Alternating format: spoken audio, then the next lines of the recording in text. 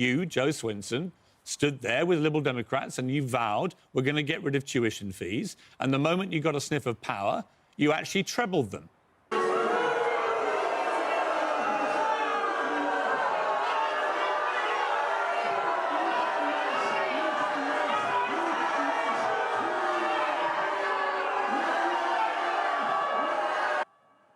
Boris Johnson was meant to be making a joint news conference with Xavier Bettel today, but due to protesters being outside the gates where he was going to be speaking, very close by, high security risk, being very loud, he had to call it off because there was no point, nobody would be able to hear him. I wanted to thank Mr. Johnson, who was here today, for the exchange that we had.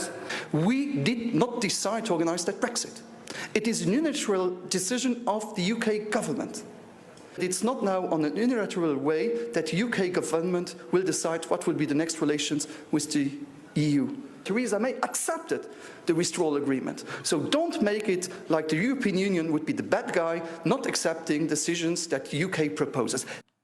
As you can see, Xavier Bettel took full advantage to mock Boris, followed by the blame game where he basically blamed the UK for Brexit and for why we can't get a deal that will be accepted. Well, I don't think it would have been fair to the Prime Minister of Luxembourg to, I think there was clearly going to be a lot of noise, and I think our points might have been drowned out, but I'm happy to talk to you now.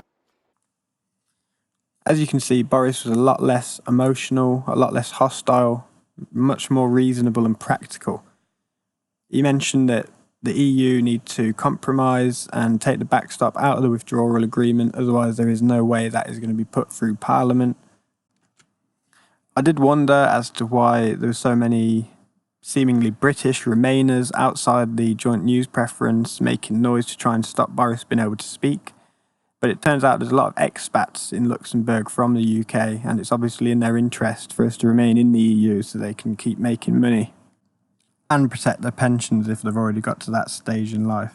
If you enjoyed the video, please consider subscribing. I'm thinking about making more videos on Brexit now instead of my other type of videos. So yeah, consider subscribing, liking, and I'll smoke some weed and think of more stuff to make a Brexit video about.